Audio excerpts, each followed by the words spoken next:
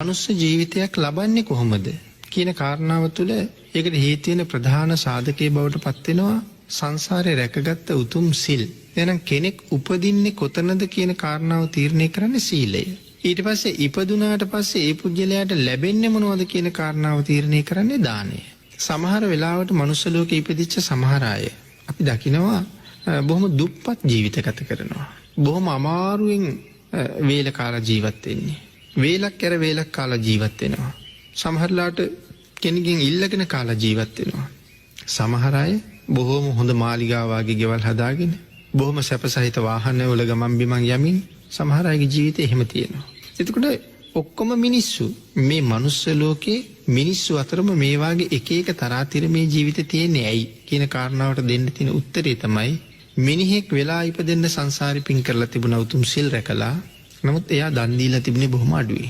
උපදින්න තැන මොකද්ද කියලා තීරණය කරන්නේ සීලය. ඉපදුනාට පස්සේ ලැබෙන්නේ මොනවද කියලා තීරණය කරන්නේ දානය. ආන්ගේ සංසාරේ දන් දීපු හැටියට තමයි අපිට ලැබිලා තියෙන්නේ. විශේෂයෙන් මේ සමහර අයට තියෙන ප්‍රඥාව, සමහර අයට තියෙන වාහන, සමහර අයට තියෙන ගෙවල්, ඒ වගේ උතුම් තැනට ආවේ ඒ දේවල් දන් දීපු නිසා. මොකද අපේ බුදුරජාණන් වහන්සේ මේ සංසාරේ ගමන් කරන පුජ්‍යලයකට දාන වස්තු 10ක් දේශනා කරලා තියෙනවා. මේ දස දාන වස්තුවම කෙනෙක් සම්පූර්ණ කරන්න ඕනේ. බොහෝම හොඳ යාන වාහන ලැබෙන්නේ මොනව කරාමද?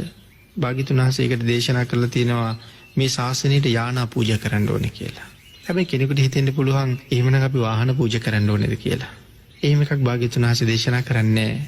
කොයිතරම් අපූර්වද බුදුදහම. කොයිතරම් පහසුවෙන් මේ පින්කම් කරන්න පුළුවන්ද? අපේ භාග්‍යතුන් වහන්සේ මේ ශාසනයේ යානා පූජාව කියලා සඳහන් කළේ පාවහම් පූජාවට. හොඳ පාවහම් දෙකක් සිල්වත් ගුණවත් උතුමන්ට පූජා කරනකොට සංසාරයට හම්බ වෙන්නේ හොඳ යාන වාහන.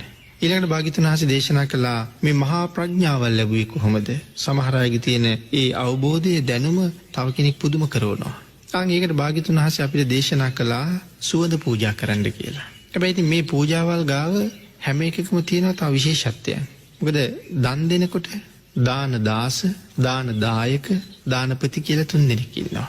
දාන දාස කියලා කියන්නේ තමන් පරිහරණය කරනවට වඩා අඩු මට්ටමින් තමයි දානෙට දෙන්නේ. දාන දායක කියලා කියන්නේ මම පරිහරණය කරනවා වාගෙම තමයි දානෙ දෙන්නේ. මම ඔකට උදාහරණයක් සඳහන් කළොත් අපි සාමාන්‍යයෙන් හැමදාම සම්බෝල හදාගෙන කෑම කනවා. මේ පුජ්‍යලයා දානෙ දෙනවා බත් වේලා ලුණු ඉහලා. එතකොට තමන්ට වඩා පල්ලෙහැයි. තවත් කෙනෙක් හරි දුප්පත් මේ මහදන් දෙනවා කියලා කියන මේ ශාසනයේ කෙනෙකුට හිතන්න පුළුවන් අපිට ඉච්චර සල්ලි නැහැනේ කියලා. දානපති වෙන්නේ. දැන් අර සම්බෝලත් එක්ක කෑම කන කෙනා දානෙත් දෙනවා සම්බෝලත් එක්කම. එතකොට එයා තමන් සමාන මට්ටමින් දන් දීලා තියෙනවා. දාන දායක. එයා දානි ගෙනියනකොට බතුත් වේලා සම්බෝලත් හදාගෙන කිරිහොද්දකුත් අරගෙන ගියොත් මම කවදාවත් කිරිහොද්දි හදාගත්තේ නැති නිසා නැත්නම් කලාතුරකින් තමයි මං කිරිහොද්දක් හදාගන්නේ. එහෙනම් හැම වෙලාවෙම නිතර මම පරිහරණය කරන ආහාර වේලට වඩා මෙතන ආහාර වේල විශේෂයි. එයාට දානපති වෙන්න පුළුවන්කම තියෙනවා. නැතුව නැත්තම් කෙනෙක් හිතන්න පුළුවන් අපිට එච්චර සල්ලි නැහැ කියලා. නෑ. තමන් පරිහරණය කරනවට වඩා තමන්ගේ ප්‍රමාණයට උසස් කළා නම් එයා